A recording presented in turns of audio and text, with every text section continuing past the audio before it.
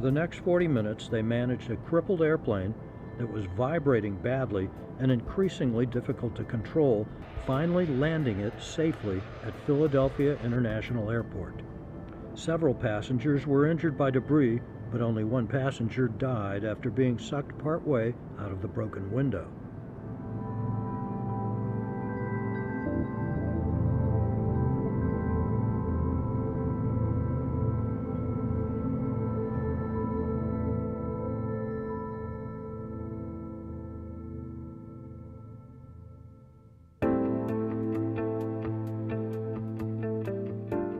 The Southwest captain who landed that plane was Tammie Jo Shults, a former U.S. Navy pilot.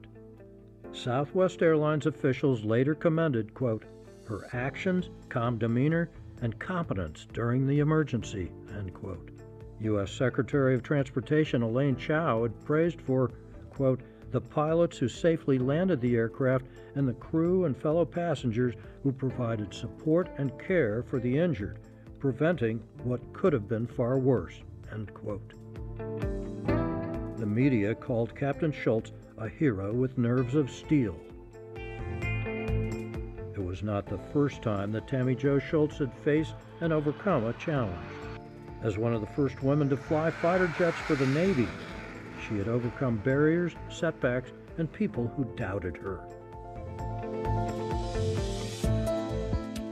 As a high school senior, Tammie Jo Bunnell asked about a career in flying and was told that there were no professional women pilots. While in college, she applied to the Air Force but was turned down. During graduate school, she applied to the Navy. She was dismissed as a girl pilot that the Navy didn't need.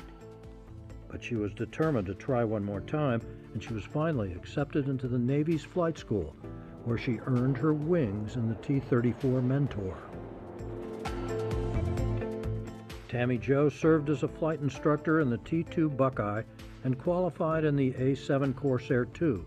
When her squadron transitioned from the Prowler to the FA-18 Hornets, Tammie Jo became one of the first women in the Navy to qualify in that frontline combat aircraft.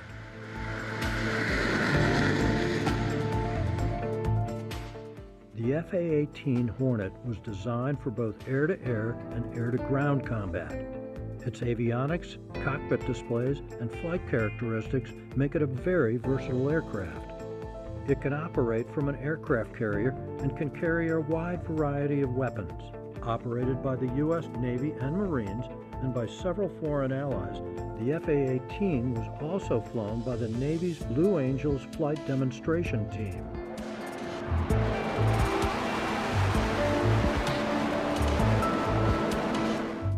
At the time of Desert Storm, U.S. military policy prevented women from flying in combat, so Tammie Jo flew as an instructor aggressor pilot, training other naval aviators.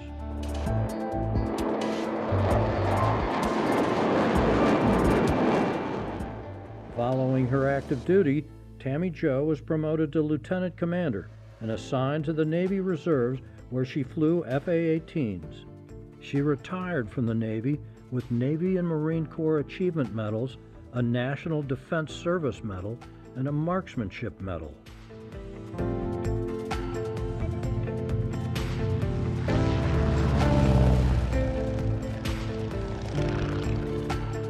She married Dean Shults, a fellow naval aviator, and the two of them joined Southwest Airlines as pilots. On the day the 737's engine exploded, Tammie Jo hadn't expected to be in the cockpit. She had traded schedules with her husband for that flight. After retiring from Southwest Airlines, Tammie Jo wrote about her experiences and the challenges and accomplishments of her flying career. Her book is called Nerves of Steel: How I Followed My Dreams, Earned My Wings, and Faced My Greatest Challenge. It is less about her heroism on Flight 1380 and more about the experiences that forged the competence and cool head that made her a hero to 148 passengers and crew.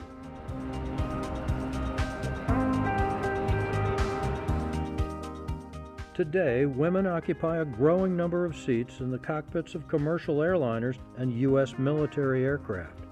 Many of them were inspired by women like Tammie Jo Shults, pioneers who were told that girls don't become pilots, but who followed their dreams, overcame the challenges, and earned their wings.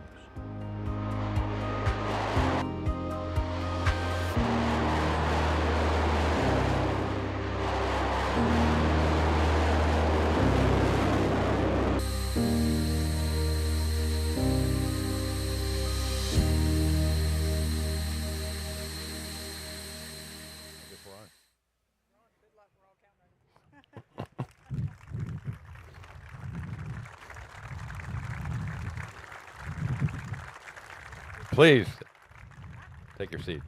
Thank you. Welcome, ladies and gentlemen. I'm Ed McElhenney. If you were here last year, you might remember my face.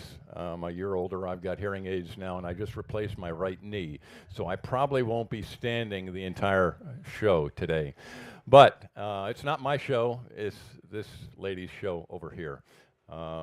You just saw the introduction. I'm honored to be here, to be the rudder that steers the ship, so to speak. And I could introduce her as Lieutenant Commander Shults. I could introduce her as Captain Shults, but instead I introduce her as my friend Tammie Jo. And Tammie Jo, thank you so much for being here. And the airplanes that are here, by the way, one is obviously the F-18. This is a Growler, F-18G, and I'm going to say my thank yous right up front. These folks that are sitting here in these green suits, they came from Whidbey Island, Washington, and it's their airplane. So thank you, guys and girls, for providing that airplane. And the next two people over there, Tim and Claire Knudsen, that's their N3N. And no, Tammie Jo didn't start her Navy career in the N3N. No, she didn't. But it's their airplane. And that young lady there with a microphone in her hand, she's the one who flew it in here, 21 years old, and she's been flying it for 3 years. And what it does is get it back to where we really want to talk about women in aviation, first of all.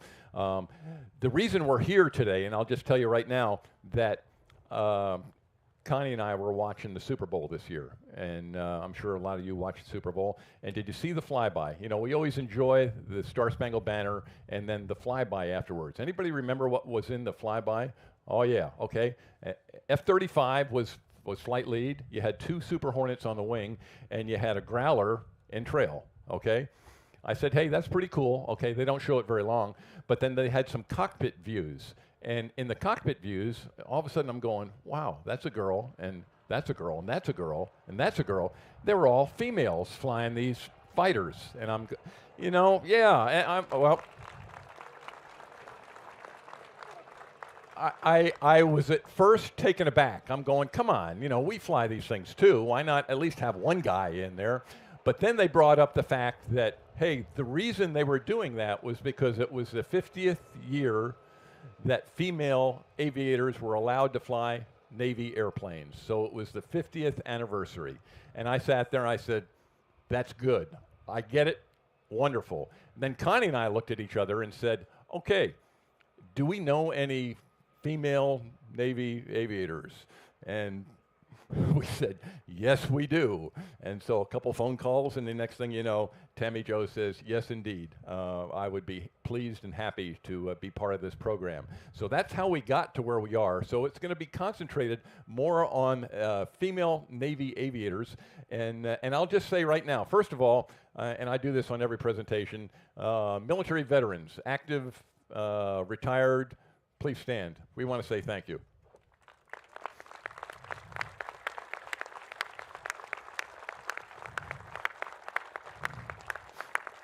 Thank you for your service.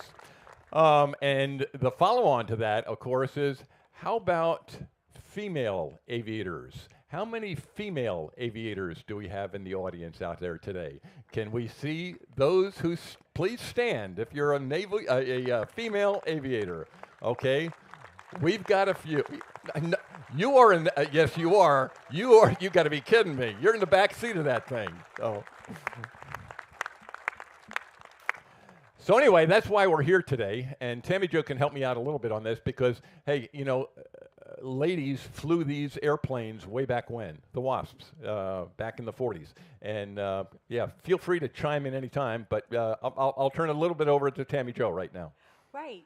One of the things that I've heard this year, because it's the 50th year of celebrating 50 years of women flying in the military. The Navy was first. Sorry. You're right. I agree. It's the Air Force versus Navy today. But often I hear, well, but the Wasps were first.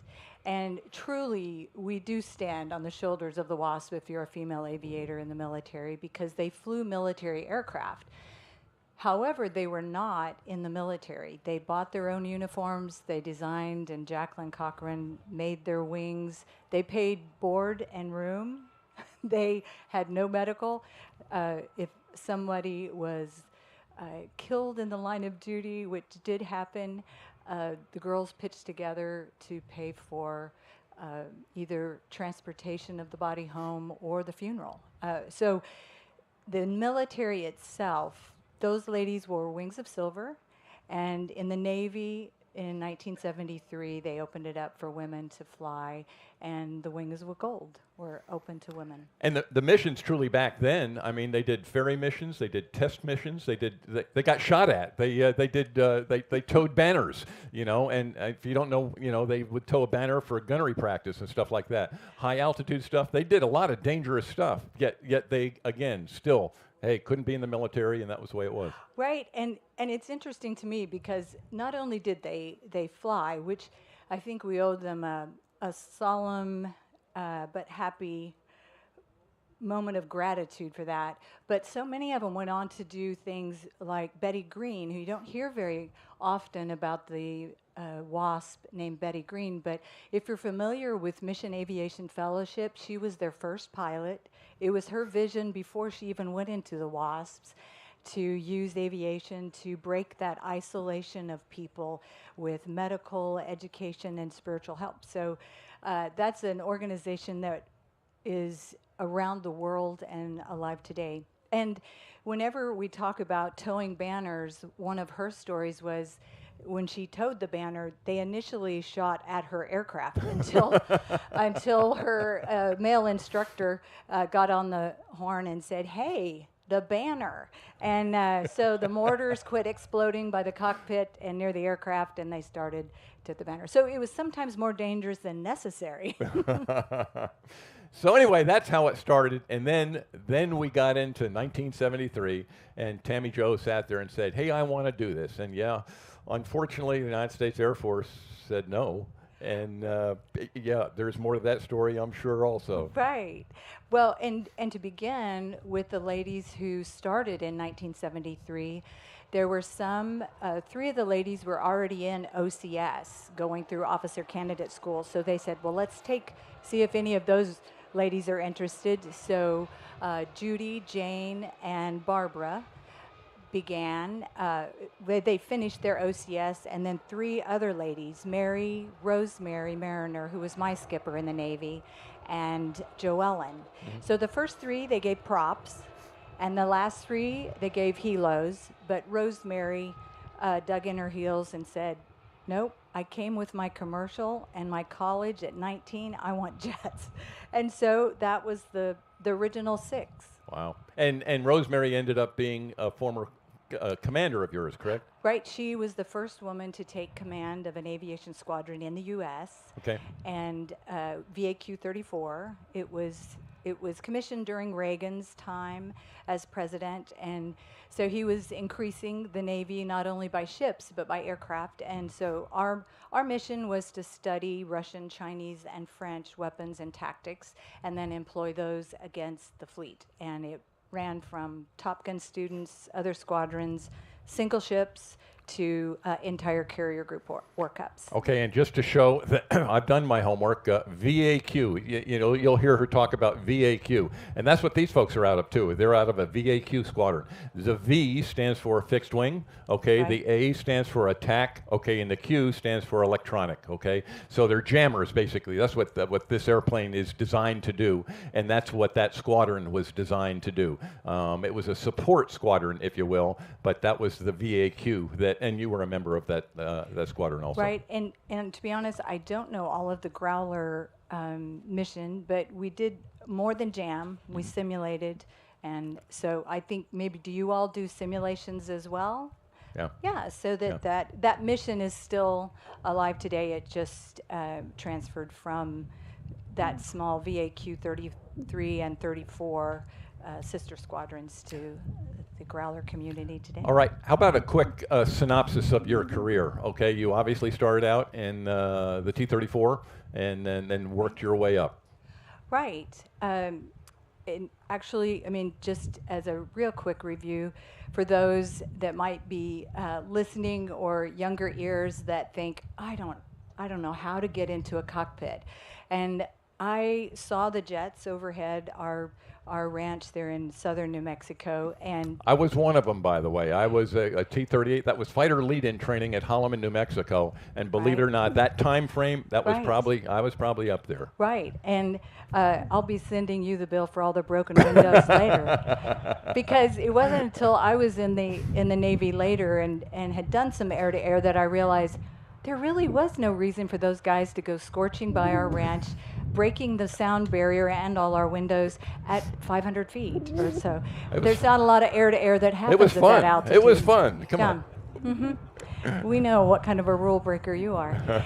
But so seeing this air show overhead as they anchored their dogfighting practice over our hay barn, I mentioned to my folks, you know what? I think that's what I'd like to do. And my mom came back with, Tammie, though, those people are smart. She always had a wonderful, frank way about her. It still does. And so I started reading books about airplanes and pilots, and read the book Jungle Pilot. Nate Saint was the pilot in that, an MAF pilot. And he'd gotten his start in the military for no money down, which was the amount I had. And so that kind of just opened the doors for me, and I could see this faint footpath emerging from barnyard to cockpit. And so that's the path I followed. And everybody shut their doors. At that time, it was 1983 by the time I got my college degree. And the Air Force said no 3 times and don't come back. And then the Army was polite, listened, and said, you are not a fit for us. So I moved on to the Navy. And truthfully, it is a good lesson. And sometimes those doors that are shut are meant to be shut, because the Navy was the only branch at that time that was allowing women to fly tactical aircraft in tactical missions, and the combat exclusion policy was solidly in place. It wasn't even being considered to be lifted, but the Navy had the attitude that if it's not combat, go for it. And so that's why I got to fly A7s, and then Rosemary Mariner, who was in the first class, and our skipper, when they started considering lifting the combat exclusion policy, sent us to A7 weapons, 2 of us. But I started in the T-34, back to your question, I didn't forget. The T-34, and then on to the, and I do have to stop and just say, I arrived without hardly knowing what an aileron was. So on the first flight, my instructor, who was a Marine, absolutely, United States Marine Corps, I should say. Then he said, I'm going to demo most of this, just pay close attention. So I did. He did the departure, showed me how to maneuver within the MOA via beaches, buildings, things like that. And then he said, let's go do some touch and goes at the outlying field. Let's just do a downwind entry. And it was my first real helmet fire, because I thought, I have no idea what he's talking about, a downwind entry. I'd studied the brake, I knew the brake, but he was demoing, so I thought, well, I'll just write down what he does. And he rolled inverted, pulled down, rolled upright, on altitude, airspeed, and the downwind. So I just drew what I thought it looked like and learned how to land, and went back, did the brake. The next day I said, all right, Bonnell, show me that you listened. And so we did all the things that we did the day before, and he said, all right, let's go do some touch and goes. So we're about the same place we were the day before, and I got as close as I could. I rolled inverted, pulled down. I know Marines don't scream, but he was using his excited voice. And the beating of fists on the canopy let me know that he wasn't as buckled in for my downwind entry as I had been for his.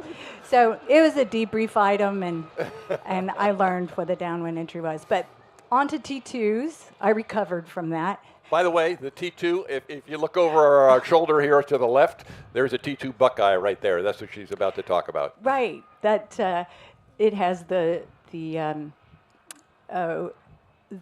name the guppy by those who fly it, just because it looks like that fierce little fish. But it is a sturdy jet, you know, straight wing, tip tank, so it's very, very stable. But it was our first jet to bring aboard the boat.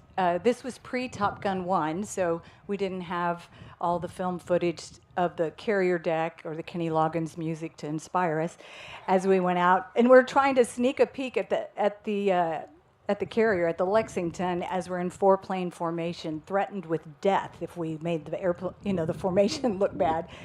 So that was certainly fun. They send you out there, and I'm sure it's probably the same, but every stage of flight that we had learned so far, we always had an instructor. And then you go to do your carrier landings, you practice on the field, but the first time you go see the boat, you're solo. And every time as a student, they told us they couldn't pay anybody enough to get in their backseat.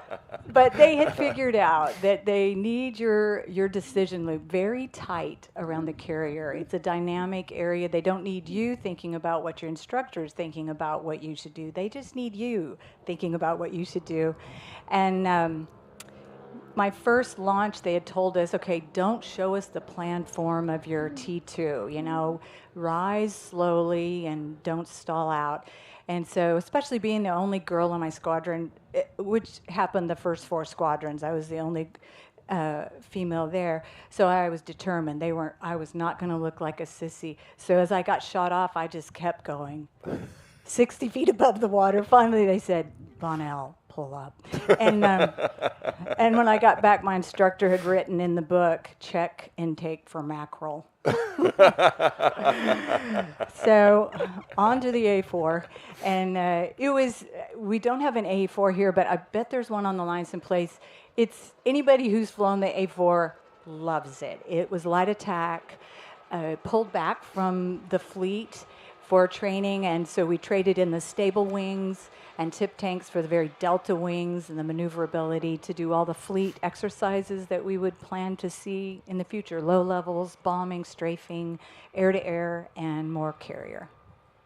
Oh, and then A7, I talked a little bit about that. But before, A7 was operational. I mean, that was when you were in VA. Right. But before that, didn't you do the T2 as we used to call them FAPE. So was it as a surgrad? Was that right. what you were? I have to say, the Navy made it a good deal. I don't know that the Air Force still has come around to that. But the Navy, being a surgrad, you whenever you got your wings, then you had to have a good grade average, and the skipper has to ask for you. And so I had a great skipper, Commander Grant, in T2s, and I went back to instruct for him. He was even more fun to instruct for than to be a student in his squadron. And I instructed in T2s. Had a change of command. But before you go there, you instructed in the T2. Isn't one of your students in the T2 here too? I don't know. Okay. Oh, yes, I suppose he is. Right there. Where's Dean? Oh, yeah. By the way, that's Dean. That's Tammie Jo's husband, and I found this out today that Dean was one of Tammie Jo's students in the T2 Buckeyes. I'm not going to leave it there, Ed. I have to tell you, I wasn't his instructor, and he called saying he couldn't find a cross-country instructor, and he needed one. So I said, well, do you felt sorry for him? Right. There were 3 other. There was a total of 4 airplanes going. The night before, everybody else canceled, and I've always been suspicious of that. But well done, Dean. Well done. That's all I can say. And he was charming, but I thought, you know what? I'm grading him. He needs to be charming. But he has been charming for the last 35 years. All right. Sorry to interrupt. You can continue your story now. But, yeah, Dean Shults is go ahead. Dean, stand up, wave at everybody. That's another Southwest guy, another Hornet guy. Another veteran. So thanks for being here. So I did instruct for a couple of years. I had a change of command in the middle of that. I had gotten my advanced quals as an instructor, teaching carrier landings, and then I had just finishing up my guns qual. And the new skipper said, "Oh no, I will not have a woman teaching weapons in my squadron." So I got pulled from that and sent to teach out of control flight. And in the T2, this is in the T2 in the now. T2, yes. And while it was not my choice, and rather punitively assigned, it turned out to be some of the best training that I ever had. It's true, you don't know a subject till you teach it. And we had more than spins. One day you had asked me about, one day we had a asymmetrical transfer of fuel in our tip tank, and they were old enough at the time that the float valve that you can see, the plexiglass was so clouded we really couldn't see the ball very well. So in flight, we didn't realize that when we did our first stall, we had one empty tip tank and one full. So that made for not a spin, but a spiral. And at that time, the T2 Buckeye didn't have spiral recovery technique in the NATOPS. They'd done it at test pilot school by just seeing how can we make this thing spiral. But we didn't have any procedures to get out. And so my student, it was supposed to be just a stall, and then it whips around. And if you're not familiar, a spin is kind of a maple leaf going around sideways, flat at about 90 knots, oscillating. But a spiral is a drill bit, and it gets faster and faster. And the student, I took the controls. Usually I waited till 18,000 feet, starting at 30. But this one I just took immediately. And he started with 28, 27, 26, 27. And by the time we were at 10, it was just a squeak. And but we did. I was getting married in just a couple of months, and I remember thinking, you know, adrenaline gives you that slow down of time just because it accelerates your thought process. And I just remember thinking, I will be a Godzilla bride. This is going to be awful. Because ejecting is kind of a messy, bruisey situation. And so I tried all the different combinations I could think of. And at 5,000 feet, we wobbled into control and pulled out. And wow. I was afraid he wouldn't go back and do the flight again, the student, because it was not an enjoyable ride. So we went up and finished the flight. And he kissed the ground when we got back, unashamedly. Wow. Yeah. You know, I've been out of control several times. Our out of control altitude was 10,000 feet. If you're out of control passing 10,000 feet, you're out of there. And the fact that you stayed with it as long as you did, yeah, and figured out how to, hey, make that thing recover. And I guess it was after the fact, you know, when you said, hey, the airplane did this, we don't know why, and that's when they figured out, oh, by the way, you know, there was a transfer problem, and yeah, that's what made it do what it did. Right. It was kind of funny, to me, it was kind of funny in that we went back and said, we had a spiral. And the skipper said, no, you didn't. And I said, no, we really, and we described it. And he turns to my student, he goes, did you really have a spiral? And so we called TPS and found out, you know, what were the procedures to get out of it, which I memorized. How about transitioning to the F-18? Was that a pretty big transition? You know, it was interesting because I think Rosemary, Captain Mariner, sending Pam Lyons and I ahead to do the A7 weapons training with the fleet-bound pilots before the combat exclusion policy was lifted. You know, operating an aircraft in its most dynamic performance arena really helps prepare you for anything. It broadens your aviation base. So going to the Hornet was a big jump in responsiveness as well as mission, because A7s, you know, a face only a mother could love, but great low-level aircraft, great attack. It had carried more Mike than the Hornet, and things like that. But the responsiveness and being able to do more air-to-air came along with going to the Hornet. And Pam and I were the first to go through the RAG hadn't been open to women before, and there were some really great attitudes to meet us, and there were some really not great attitudes to meet us, and it's really always made me come away from that whole idea of transparency with a new perspective. I think it's a little like yoga pants, not for everybody. How about, I got to ask the question, when I transitioned to the F-16, they made all of our instructors at that point go down to the spin dryer, the centrifuge. Right. Was that a requirement for you guys and Sure. girls, you know, when you went through the F-18 school? Sure. Okay. Yes, and we've hopefully taken any of those images out of the public domain. I know, it's not pretty. It's not pretty. I've got one too. But we did have some people who really struggled, and I got to say, from a personal standpoint, we put the first female F-16 pilot through our guard school in Wichita. Jackie Parker was her name, and she wasn't a big girl, but she had a few issues with G loadings. You know, I mean, she wasn't the best, she wasn't the worst, but she learned to cope. You know, I mean, we all had G suits and stuff like that. But you know, for our F-16, it was a 9G airplane. The Hornet's what, a 7.3? I can't remember. Somewhere. I think 7.8. Okay, 7.8. Okay, but still, that's a lot of G's. You know, and yeah, and she, like I said, you know, she graduated and did fine. But I was just wondering, you know, in air-to-air combat, was ever a factor for you? You know, it wasn't, but it's kind of, to me, I think it's a little like air sickness. Some people have a tendency for it, some people don't. Some people have an affinity for withstanding G's, some don't. I don't think it's a male-female issue. I think it's person-to-person. We did find that, like, after a break, after we'd gone on leave or Christmas, and we get in, we wouldn't go right to 7 again. Yeah. You know, you give yourself a flight or two to get, I'd say, G buffed up for it, and then you're on. I was the same way. You know, I was flying for the airlines at the time, and if I had a international flight, you know, and it was a 3-day trip, hey, that next day after I got home, I wouldn't fly a high G flight. I mean, yeah, it was right. Like, hey, at least take a day off, and yeah.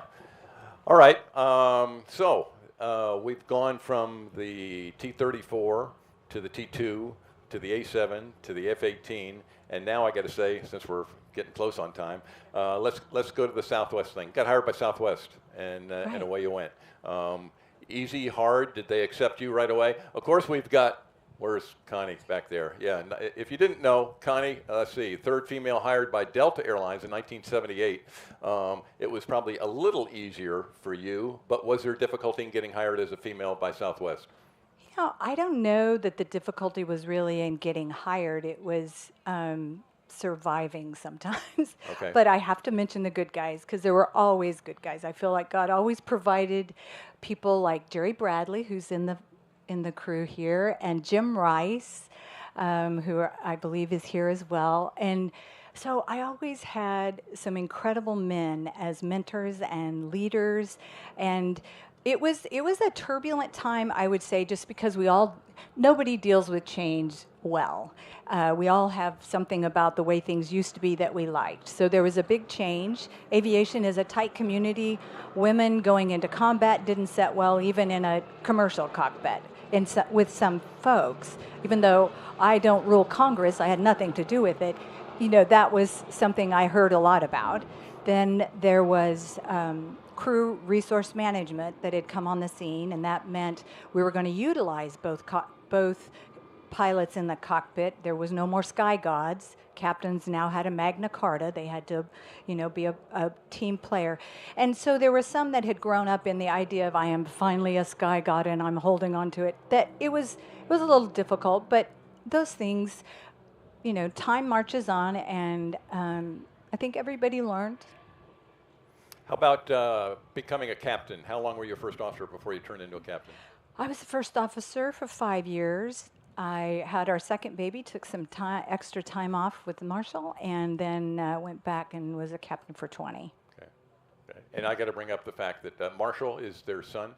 He can't be here today. You knew this was coming. Okay, you started it with the Air Force Navy thing. So anyway, fine. Their son graduated from the United States Air Force Academy last year. Okay.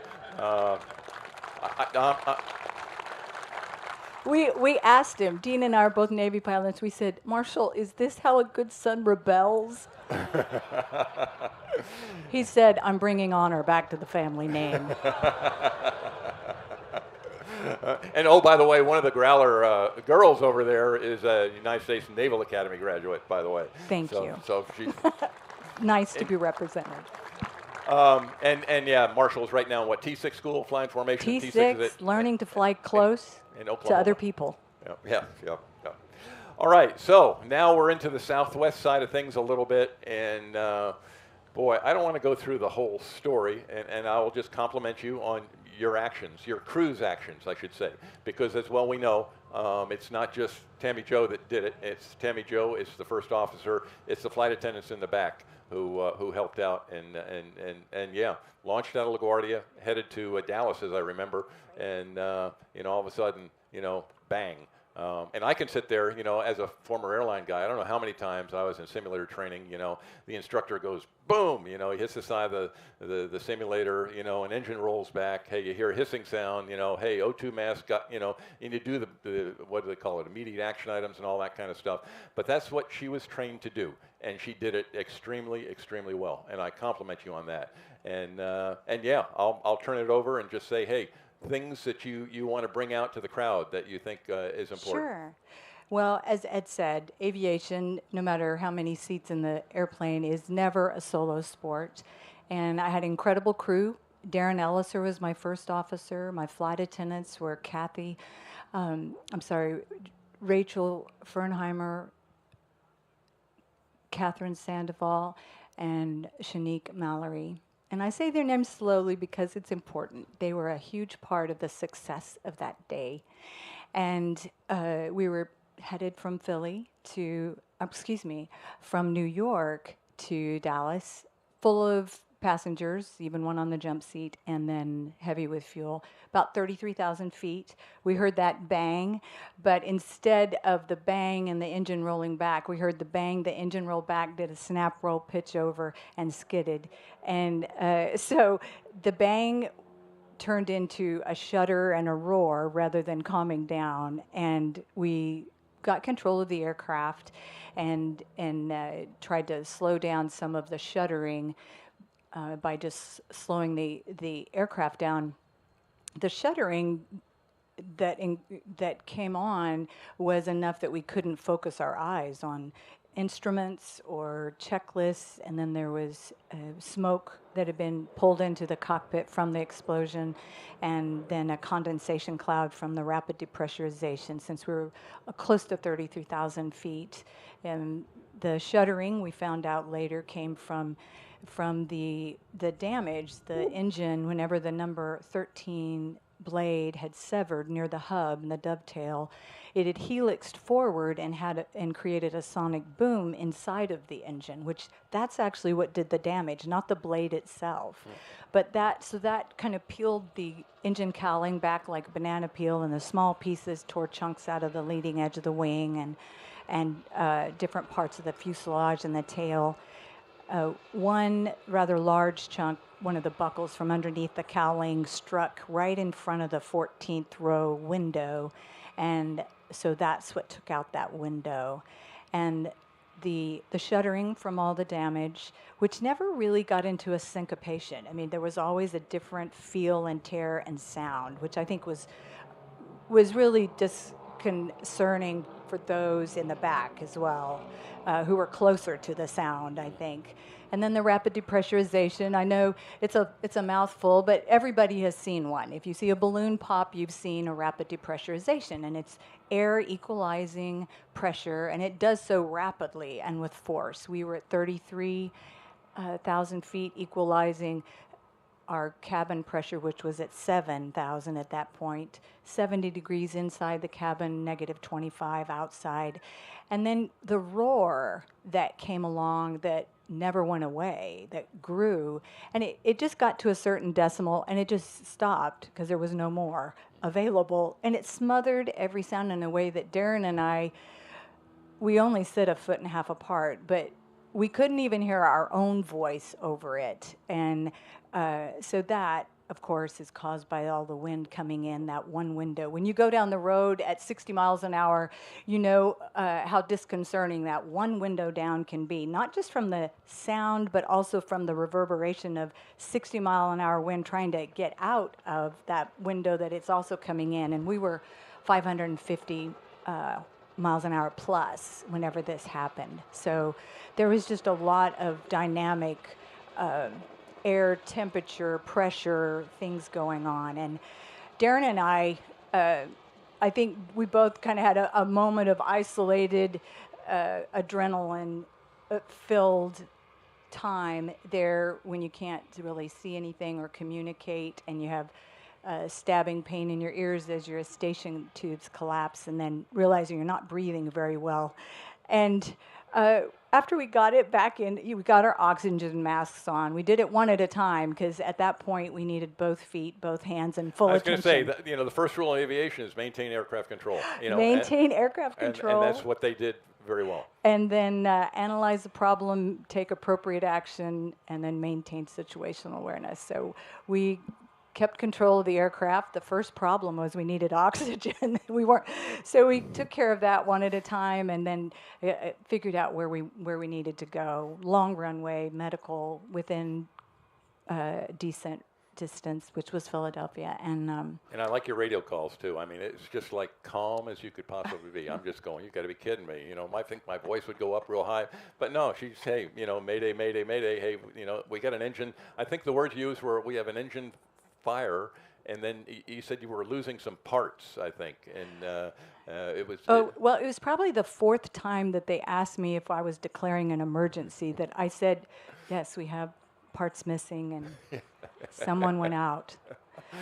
Because at that point, we didn't know all that had happened. We did know that there was a window out, and that we needed to slow down for the gentlemen who are helping. And I have to take a moment, anytime I speak about Flight 1380, I do want to highlight some passengers that got up and truly, along with the flight attendants, changed the ending of the day for those people. And that is Tim McGinty, Andrew Needham, and 78-year-old Peggy Phillips, who got up during this flight that was very rough and did CPR on Jennifer Reardon, our passenger that we were not able to return to her family. Wow. Well, again, in the name of time, I've got to compliment you on hey, yes, you had good training. You did exactly what you were trained to do, and I say that for the airline pilots that are out there. Again, that's our job. Our job is to handle situations just like that, and you made it look, I won't say routine, but hey, you did all the right things at the right time. Fortunately, unfortunately, there was one passenger lost, but it could have been, so much worse. And yeah, so well done, yeah, and hopefully there will never be another situation like that again. And if so, I hope somebody like you is in the cockpit to do it. So I compliment you. Thank you.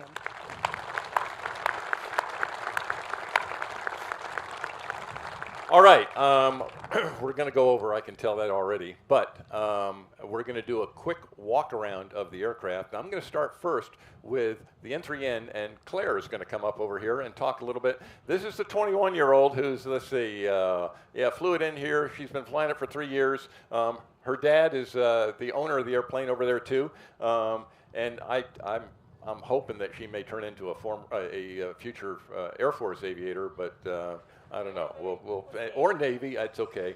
But we have to talk, yeah, we'll Claire. see. But experienced pilot.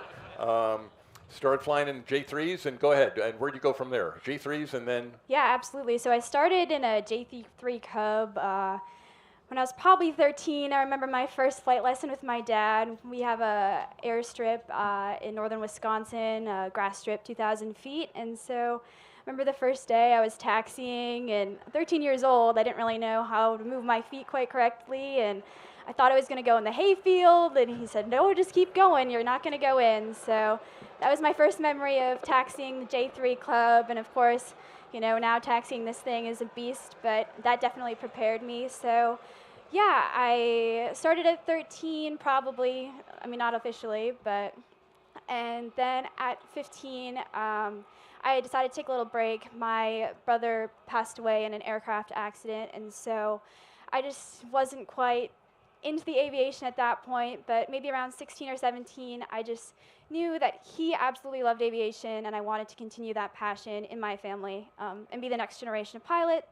So at 17, on the morning of my junior prom, I soloed our family 150, and then about a year later in 2020, COVID hit, school shut down, but of course, aviation didn't shut down. You know, flying a 150 around alone in the air was the perfect way to spend COVID. So 2020, I got my private pilot's license, and I went off to UW-Madison, and then on winter breaks, I would normally work on my writtens, and then in the summer, I did my instrument rating. The following summer, I did my commercial rating, and then this past January, I got my commercial multi-engine rating, and now here we are. And so I guess when I was 19, I was able to take the N3N around the patch for the first time alone, and that was super exciting. And now I've just kind of in the summers when I'm home, I absolutely loved to fly it with my dad, and flying it in this year was incredible, and the Fisk arrival and landing it right on the green dot was just something that I've dreamed of my entire life. So it was great to be able to experience that, and now being here surrounded by, you know, these amazing women in aviation is just a great experience. So I'm so happy to be here, and thank you so much for having us and the N3N on display. How about the history? How long have you had the N3N? So I believe my dad and his sister, Heidi, went to pick it up in Florida when he was maybe 21 and she was 16, and they flew it from Florida to Wisconsin in 1990. So we've had it in the family for a little over probably 30 years. Wow. So yeah, I've grown up with it, and I've never really truly understood the history until we've kind of been preparing for this, and you know, knowing all the different naval aviators that had trained in this, and it was on floats at the Naval Academy, is just, you know, incredible to be able to fly this piece to history. And if only an airplane could talk, that'd be incredible to hear the stories that it's. How about some differences? You know, everybody looks at it and says, "Oh, it looks like a Stearman."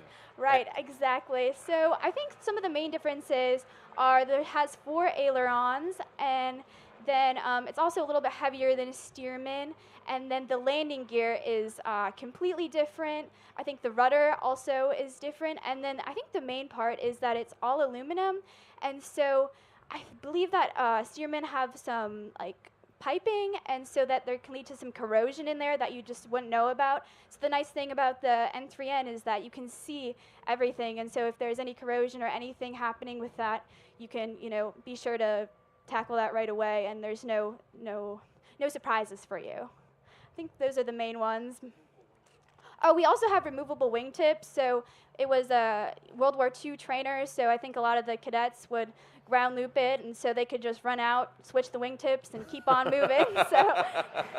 But you've never done that. Nope, don't plan on it either. That's a good thing. Yeah.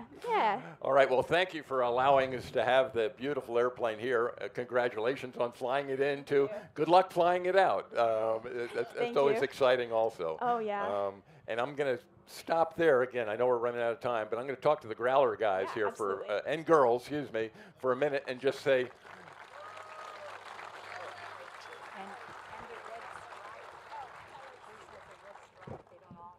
yep. All right. Shelby. Yes, hello. United States Naval Academy 2014, okay? My IRDs.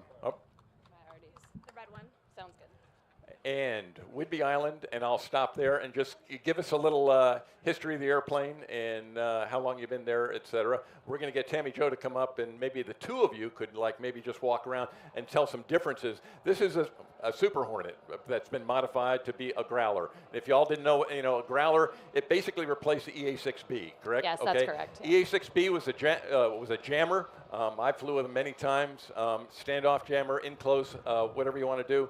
The problem with the EA-6B was it was big, it was slow. Hey, they couldn't go in with you. Well, guess what?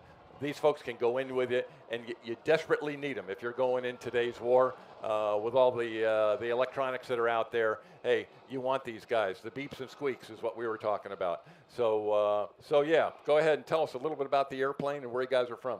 Yes, sir. Yeah. So we're from Whidbey Island, Washington, where most of our Growler squadrons are located. VAQ-129 is the fleet replacement squadron. So we are in charge of instructing the next generation up in this aircraft. So our main focus for this aircraft is detection and suppression of enemy radiation and enemy employers. So we're mostly focusing on a air-to-ground mission, and we're supporting entities that need to get in close to take out those targets or get into an area. We're out there kind of suppressing anything that would detect them or cause them harm. And you're an EWO, correct? Yes, sir. Electronic Warfare Officer. So she sits in the back there and got Tells all the the pilot stuff, what to okay? do. The guy up front does the pilot stuff, okay? And hey, she's the one who's sitting there, and hey, she can tell when she gets lit up by, you know, a variety of systems, and hey, she can shut them down. And they don't have any of the pods. Typically, you know, a mission with this airplane, how many pods do you have on board the airplane? Yeah, we can usually take up to 3 pods as a standard loadout, and we fly usually in a section of Growlers so that we can offer suppression from different angles. Okay. Yes, sir. And I'll ask Tammie Jo, okay, difference between what you flew and this thing right now, Super Hornet versus the normal Hornet that you flew. Well, for one thing, it's bigger, Yep. square intakes, and I don't know that the pylons are any different. Are they different? They're slightly canted, but not okay. so different, yes. Okay, and we would often carry the 500 pound fuel tanks on either side with then a TAC or a pod. We did a lot of missile simulation. I don't know if you do that, but silkworm missiles were a big simulation that we did for ships. Okay, we still do carry simulated missiles, and we are able to carry air-to-ground and air-to-air weaponry on board. And in a full battle Growler configuration, we'll usually have 2 pods on each wing and 1 in the center line, and then the fuel tanks on the wings as well with with our able to employ off the wingtips for air-to-ground and air-to-air. Yes, so it's a very heavy aircraft once we get fully loaded up. So it's definitely a fun challenge for our pilots. Okay, I'm going to say it's 11 o'clock. They're going to start giving me the hook here right now. I'll say thank you for right now, but we're going to open it up to questions now. And we've got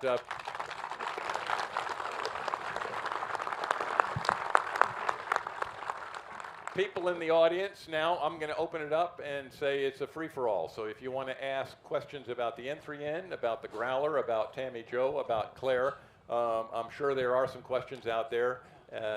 So who do we got? First question. There's one in the corner over there.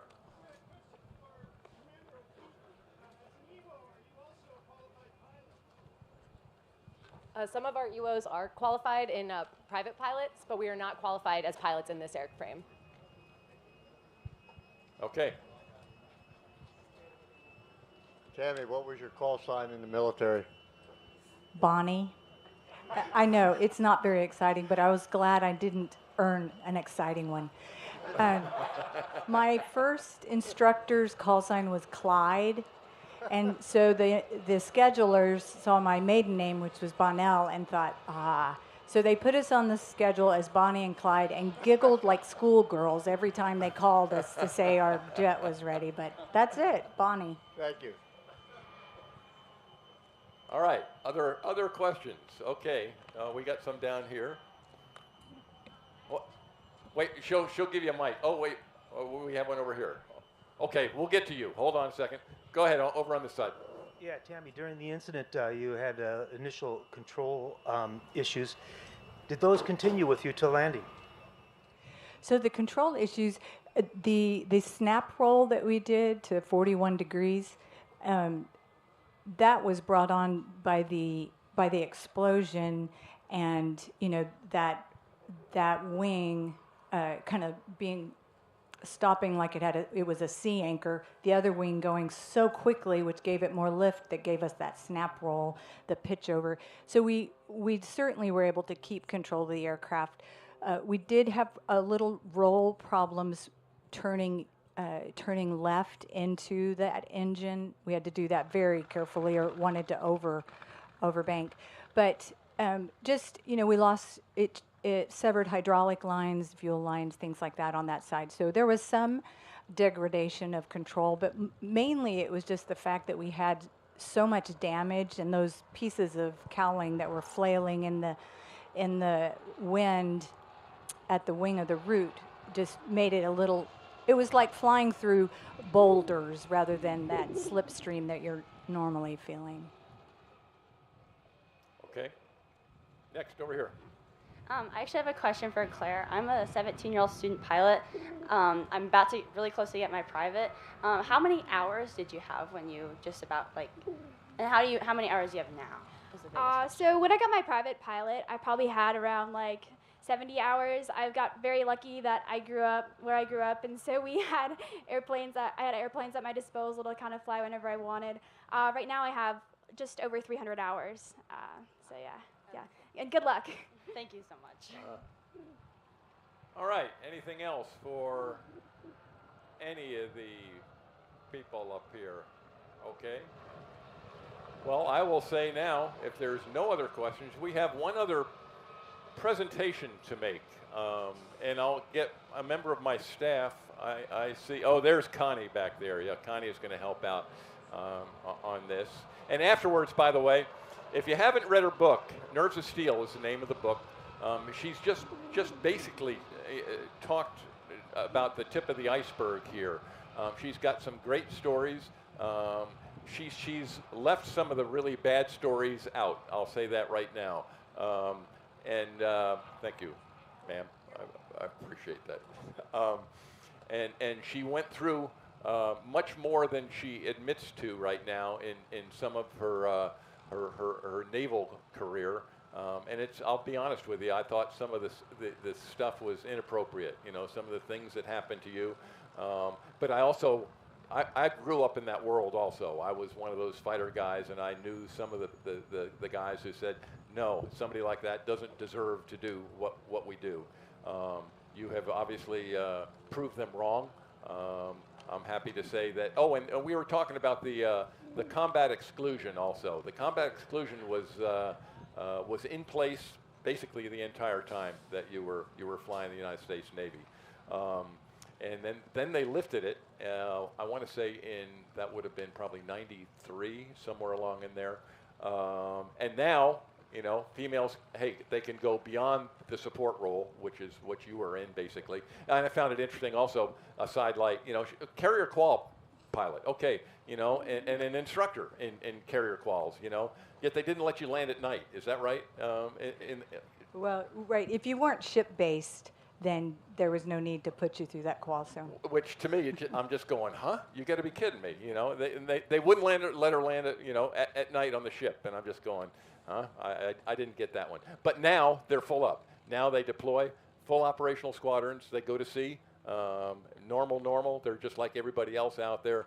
And I think it interesting that at the current time, or last week, I guess it was, President Biden nominated the newest CNO. If you all haven't seen that, Lisa Franchetti, Admiral, was just nominated. She hasn't been appointed yet, but she's going to be the highest-ranking naval officer, which I find rather interesting.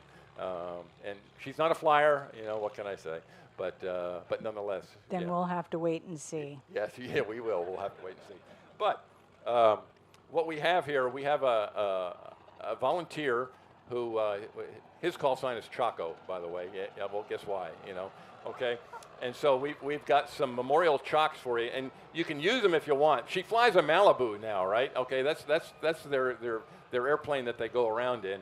And if you want to use it on the Malibu, I'm sure it'll work. But it's got your name on one side of it. It's got an F-18 Hornet on the other side of it. He signed it on the bottom, and his standard is an A4. His name is Dave Jackson. And if you see him around here, we'll introduce you. But I just, you know, when I turned into a commander way back when, I had a commander's coin, and I always wanted people to remember, you know, who gave them that coin. Just like I'd like you to remember who gave you this chalk. And so I just happened to have a little sticker that says United States Air Force on it. So Tammie Jo. It will be my lucky chalk. I say thank you very much for what you've done. And not to be outdone, Claire, we have a chalk for you also. It is a Warbirds in Review chalk, and yeah, and I say thank you to you also. I appreciate it. The last thing I'll say is that Tammie Jo is going to be in the merchandise building right behind us here. She's got the books, the book that she wrote back there. She'll be happy to autograph them and take pictures and stuff like that. So she'll be back there, I don't know, for an hour or so, somewhere along in there. But yeah, I say thank you so much. It's been an honor.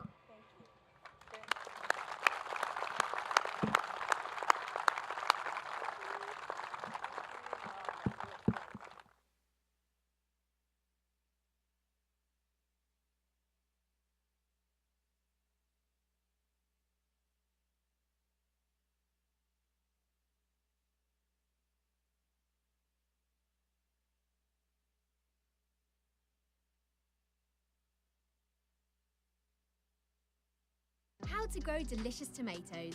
Step 1. Feed them while watering with Miracle Grow Liquid Feed. That's it. Miracle Grow. All you need to know to grow.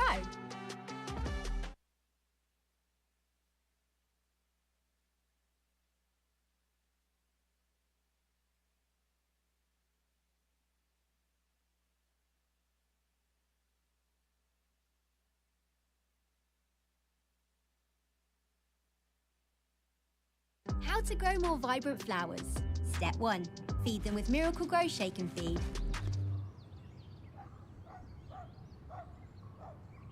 That's it. Miracle Grow. All you need to know to grow.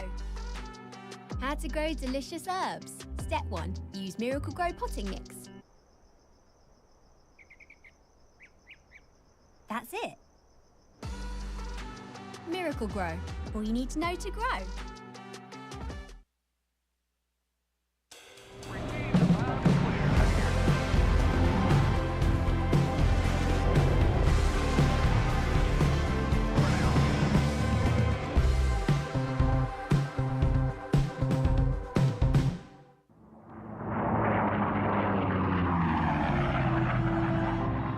Today, we are pleased to announce that Warbirds in Review has received a generous donation of a beautiful Breitling Super Avi B04 chronograph GMT 46 tribute to the Vought F4U Corsair watch.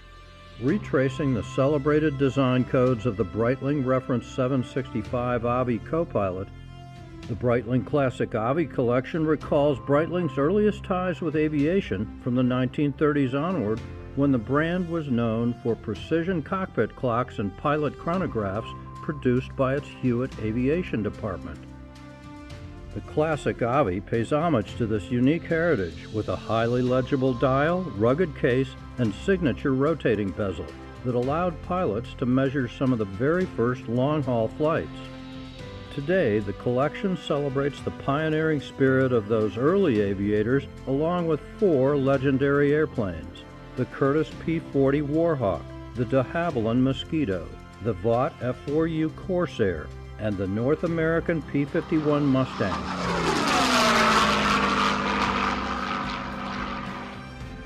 This amazing contribution will help Warbirds in Review continue to bring audiences our unique aviation programs that showcase history, heroes, and heritage together every summer.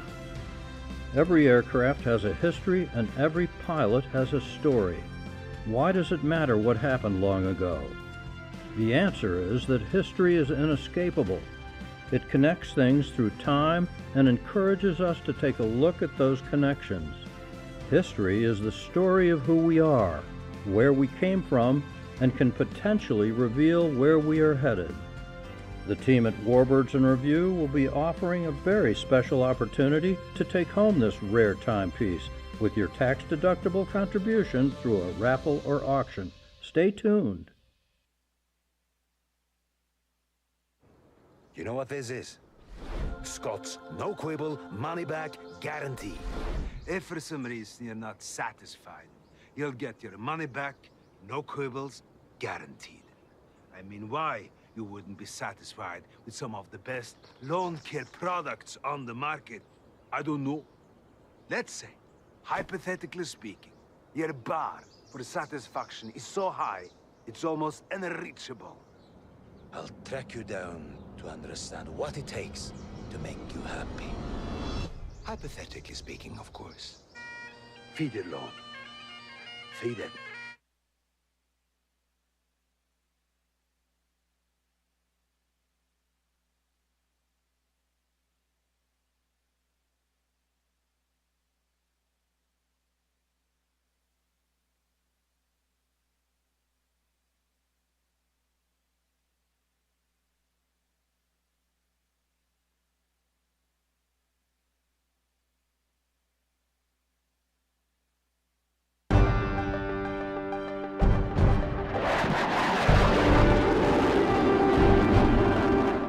I guess I was fairly apprehensive the whole time that I was flying in combat.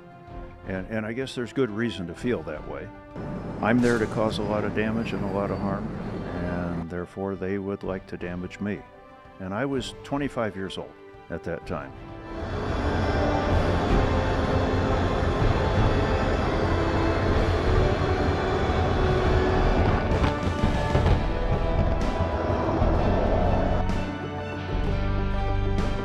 Top Gun was really a thrill. I must have done well in actual combat because at the time I was just a lieutenant junior grade, which is a first lieutenant in the Air Force. And so I may have been the very first lieutenant junior grade to go through Top Gun.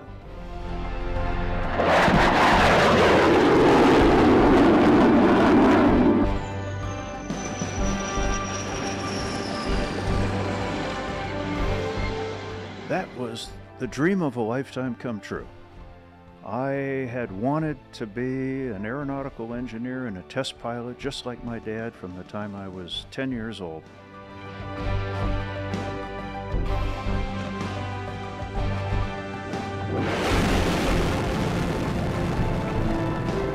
STS-27 was my third launch, and it was only the second launch after the Challenger accident.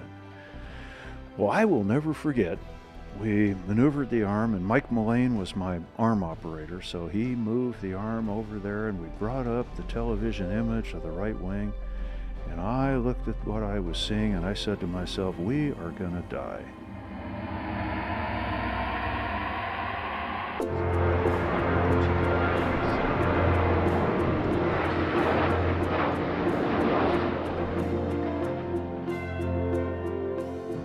To be an airline pilot, there was mandatory age 60 retirement.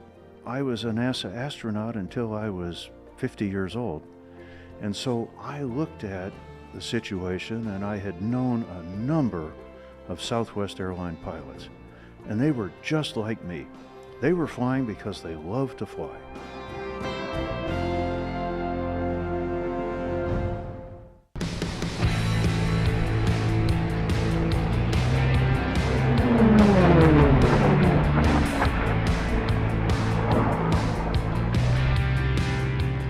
Well, there's a lot of piloting that goes into it, a tremendous amount of piloting that goes into it, because you're going to wind up passing other airplanes. You're going to get in a duel with another airplane that's fairly closely matched. So there's a ton of satisfaction from doing that. And hey, let's just talk about the racing itself. It's fun to fly low, but it's dangerous.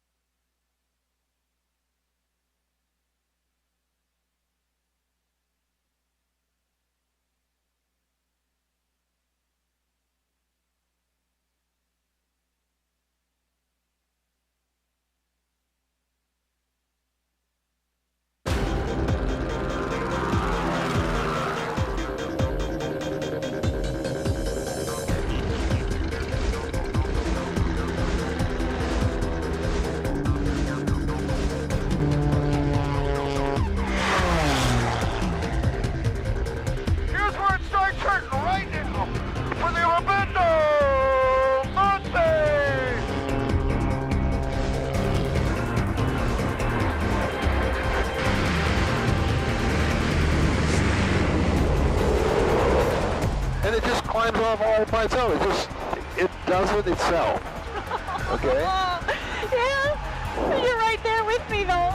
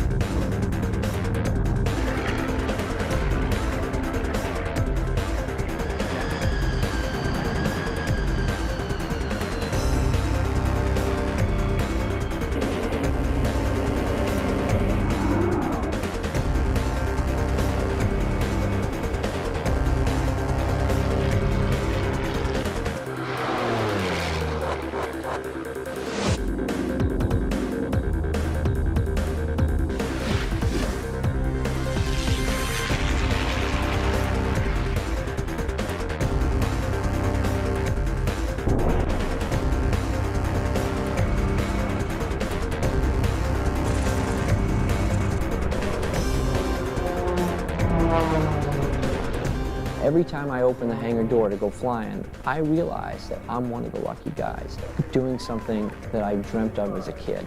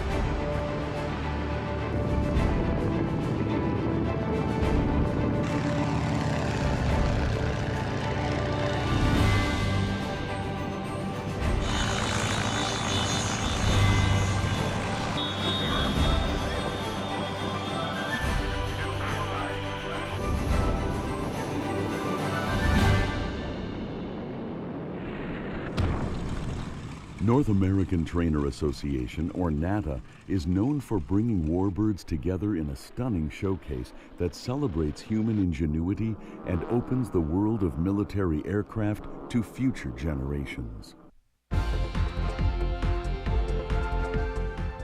It's the future generations that hold the power of these great birds in their hands, much like NATA member Garrett Fleischman.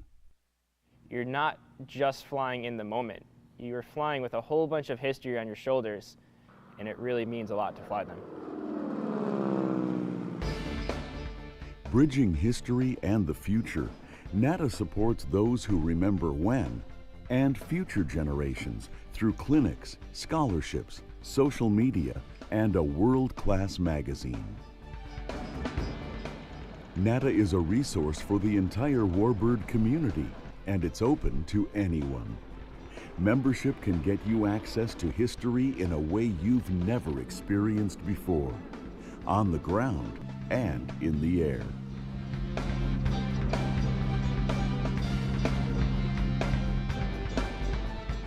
Without NATA's help through scholarships and regional clinics, the best and the brightest of aviation's future wouldn't have the opportunities they need to soar.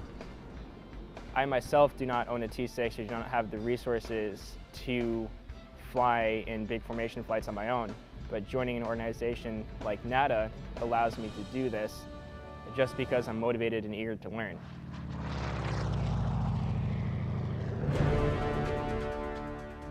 The scholarships for future Warbird A&P mechanics is a start, but it's the clinics that keep everyone up to date and provide the necessary training and type club support. And to keep the momentum going, there will be even more regional clinics and events in the future. These regional clinics offer an opportunity like no other to learn about flying Warbirds in formation and to become a better pilot. We all share the same interest of being a better pilot, being a safer pilot, and being a better formation pilot.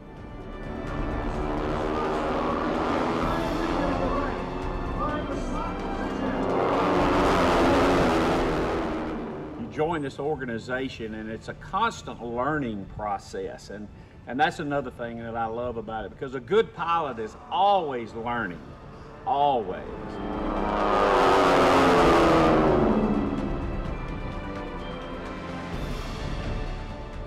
NATA membership isn't just for pilots, it's for everyone who loves aviation, past, present, and future.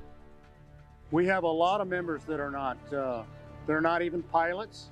They love the fact that the airplanes still fly, and they share the enthusiasm and the pride that's going on. It's a place where history comes to life, where the future is sparked by imagination, and where aviation is more than just wings in the air. That's what it's all about at the end of the day. What else is it for? I was asked, where do I see NATA going into the future? And I see nowhere but up.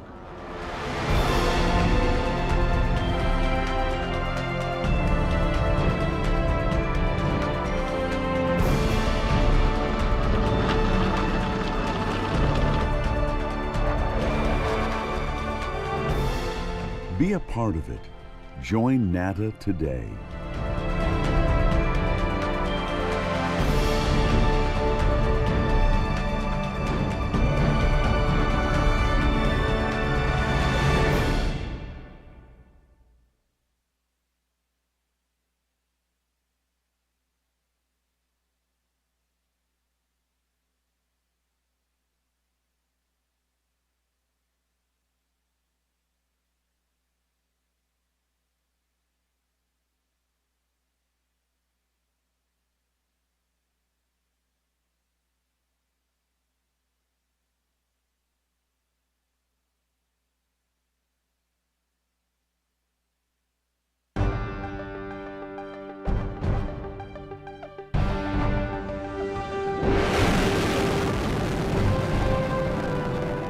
STS-27 was my third launch, and it was only the second launch after the Challenger accident.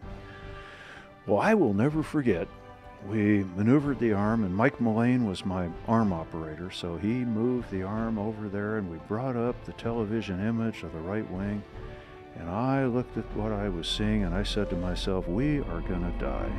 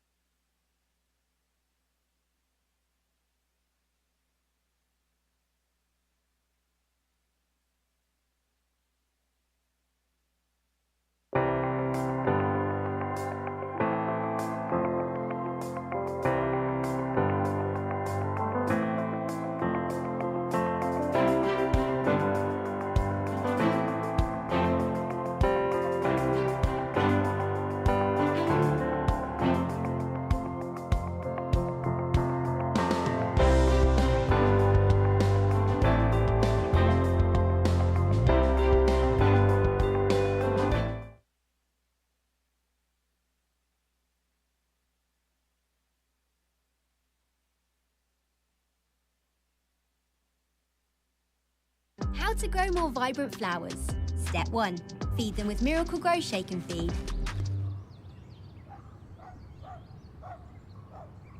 That's it. Miracle Grow. All you need to know to grow. How to grow delicious herbs. Step 1. Use Miracle Grow potting mix. That's it. Miracle Grow. All you need to know to grow.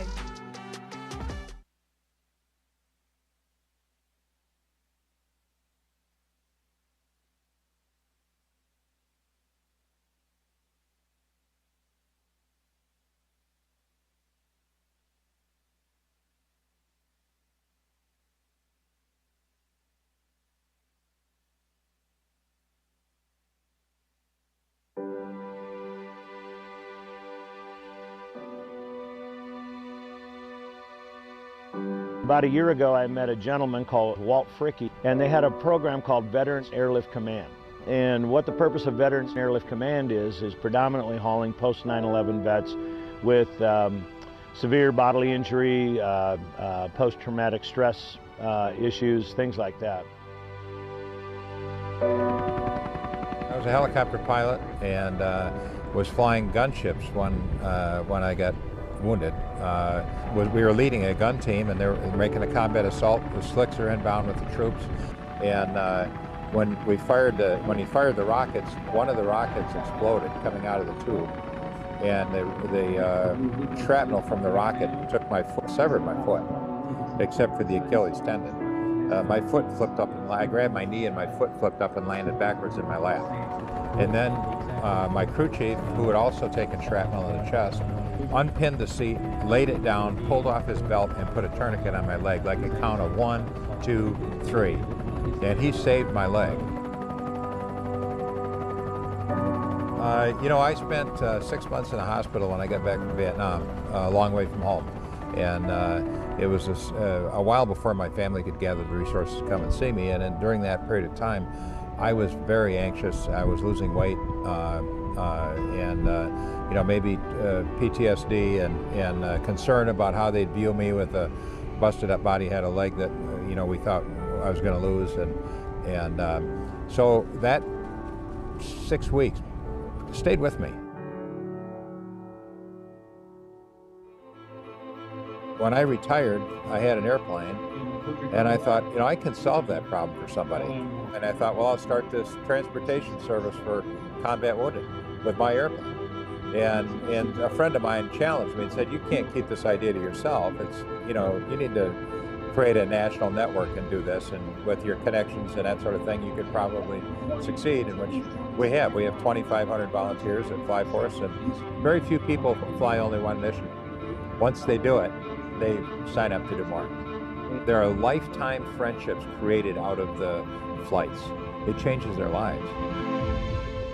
I've never met a finer group of people. There's not a one of them that has this feeling sorry for themselves, or they don't have a chip on their shoulder about their condition in life, and everyone we've flown has just been exemplary, nice young men. My favorite story of transporting a vet, I reached into the baggage compartment and I grabbed his backpack when we got him back home, and his Purple Heart was attached to it, and it was the first time I'd seen it during the whole trip. And I handed it to him, almost with tears in my eyes, and the young man set the backpack down and gave me a hug and said, Mr. Holt, I never in a million years would have believed I would have flown in a private jet, much less be able to sit in the front right seat on both legs. And he was so appreciative. It humbled me because he's thanking me for thanking him. We're high on compassion and low on red tape was my beginning mantra, that we're going to build this so that it's easy for them to access, easy for our pilots to access. So we want a very simple, low overhead, clean, effective operation. I traveled to Walter Reed Brooke Army Medical Center, the major touch home points hospitals, and walked the halls and met the families and the guys in their beds and said, when you get ready to go home, you call us, because you don't need to go through fly commercial and go through the TSA and with a wheelchair or prosthetics or a traumatic brain injury or burn victim. They don't need to be hassled by the security if we've got somebody that's willing to fly them, which we do.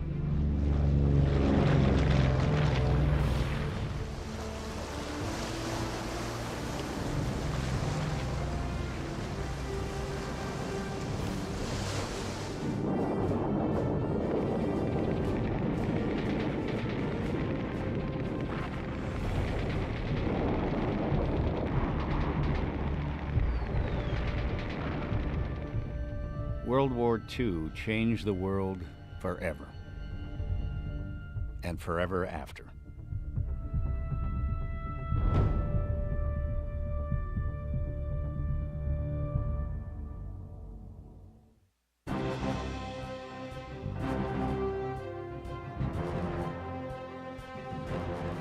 The Fagan Fighters World War II Museum of Granite Falls, Minnesota was created as a tribute to the men and women of the greatest generation, whose incredible sacrifices during World War II won and preserved the freedoms we enjoy today.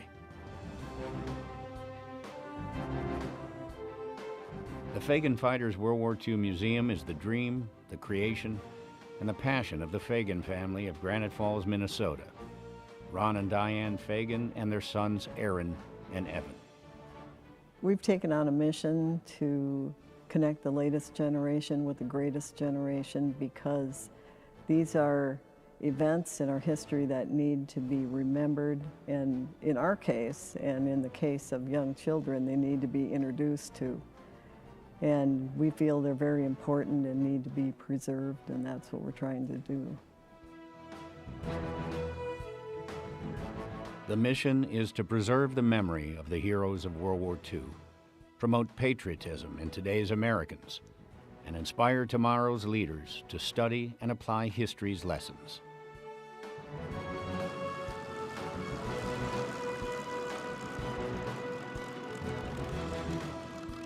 It's not enough that these beautiful airplanes are collected and restored.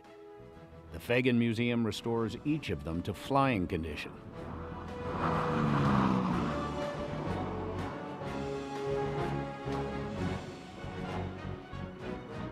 I think with everything at the museum, having stuff operational is important, because people get to see them, how they were used, and get to hear them start up, and it gives people a better perspective of what these machines were capable of and what they look like in the air.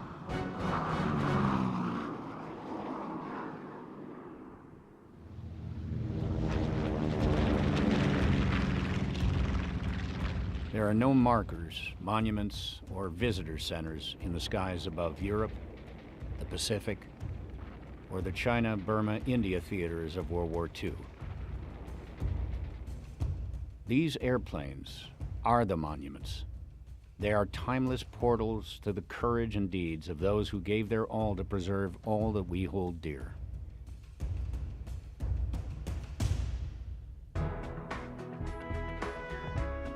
When the museum's airplanes are not flying, they are displayed in 3 hangars: the trainer hangar, the fighter hangar, and the bomber hangar. World War II was a worldwide conflict, and unfortunately it's not being taught in our schools anymore. But history always has a tendency to repeat itself, so we got to educate the younger generations about World War II. So learn these experiences from the past so you can apply them in the future to help guide this country in the right direction.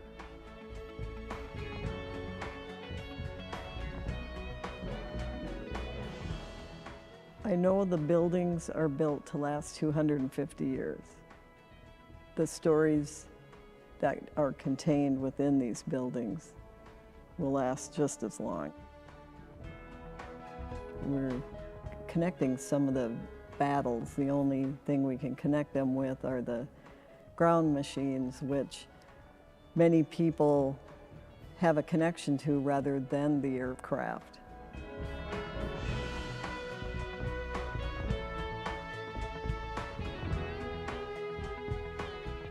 With the museum opening, I started looking into the military vehicles. Started with the Deuce and a Half. The ambulance, when I had that repainted, we made sure that it matched the 4th Medical Battalion. And the 4th Medical Battalion actually were the first ambulances to arrive on D-Day. The ground vehicles all operate fully functional, and we could start them all up and take off and drive them right now.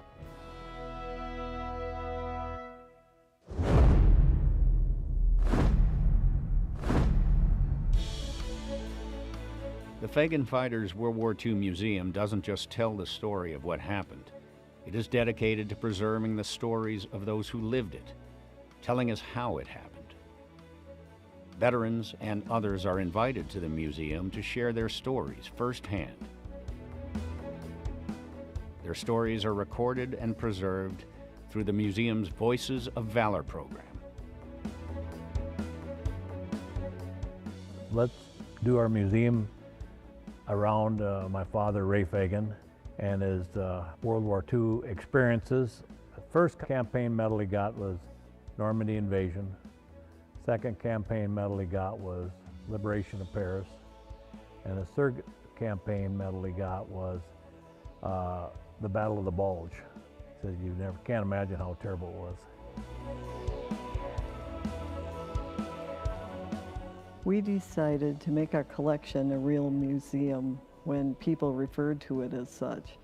We opened the museum doors directly after our air show in 2012, so the date was June 17th, 2012.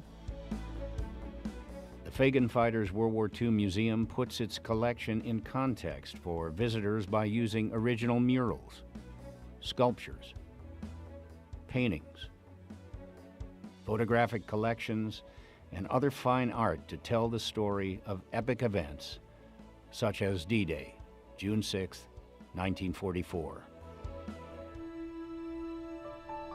Someday, sooner than we'd like, the headline will read, "Last World War II Veteran Dies." When that day comes, how will we connect the greatest generation with the latest generation? Restoring these things to their original power and function, and capturing the stories of those members of the greatest generation who are still with us, offers not only a portal to the past, but an immortal connection to America's future generations.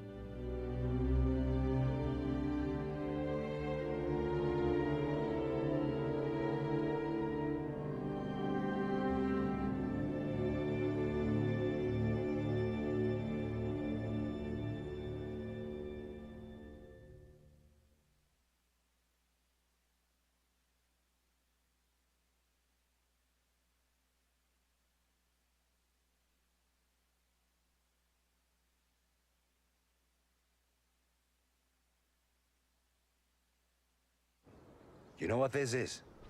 Scott's no quibble, money back guarantee. If for some reason you're not satisfied, you'll get your money back, no quibbles, guaranteed. I mean, why you wouldn't be satisfied with some of the best lawn care products on the market, I don't know. Let's say, hypothetically speaking, your bar for satisfaction is so high, it's almost unreachable. I'll track you down to understand what it takes to make you happy. Hypothetically speaking, of course. Feed it, lawn. Feed it.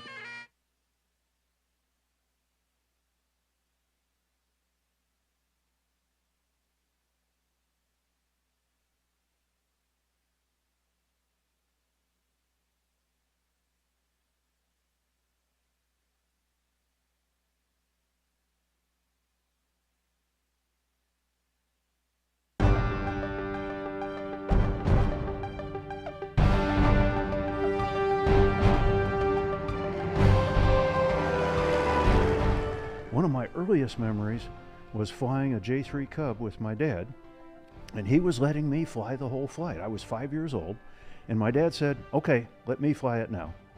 And so I got off the stick momentarily, and then I was bummed because I still wanted to fly it some more. So I was determined, I'm gonna fly it some more. So in the flare, I get back on the control stick, and I got my butt thoroughly chewed. When somebody else is flying, you don't ever touch those controls. And so that's why it's been such a vivid memory.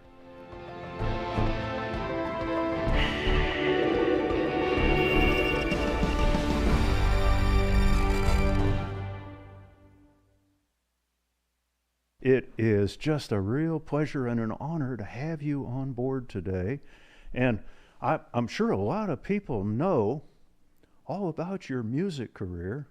I'll bet they don't really know about the other side of you, the other side of your career, the other side of your life, the aviation side of it. You have been involved in aviation for a great many years. You and your family, I believe, right? Yeah, you know, my dad and his two twin brothers kind of kicked it off.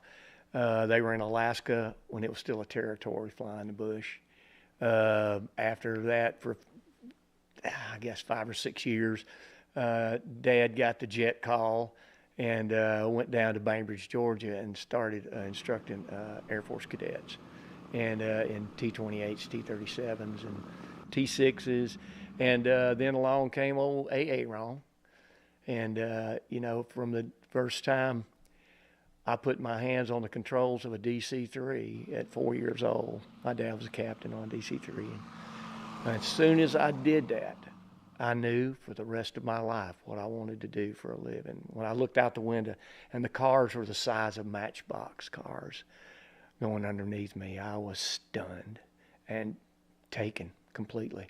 And, you know, as I've said before, is when Dad said airport, I grabbed a hold of his breeches leg and I would not let go. This music thing just came out of nowhere. The energy crunch of the late 70s is kind of what kicked me out of the aviation business, because like you, I wanted to be an astronaut to start with, but looked like that wasn't going to work out. And so I wanted to go to the airlines with the career I had, but that big energy crunch it was a major furlough back in those days, and I just saw I wasn't going to make it, so I turned to music. My daddy didn't like trouble if he came along. Everyone knew him, we'd fight and he'd be home. He never was a hero, down in shining light, but you could always find him standing, he knows right. He'd say you've got to stand for something or you'll fall for anything. You've got to be your own. Like the pine trees lining the winding road, I've got a name, I've got a name. Like the singing bird and the croaking toad, I've got a name, I've got a name. I can make you mine, taste your lips of wine, anytime, night or day. Only trouble is, gee whiz, I'm dreaming my life away. I love you so, and that is why I need you so. And I could die whenever I want you. All I have to do is dream, dream, dream, dream. We didn't even rehearse that. Call sign down, call sign.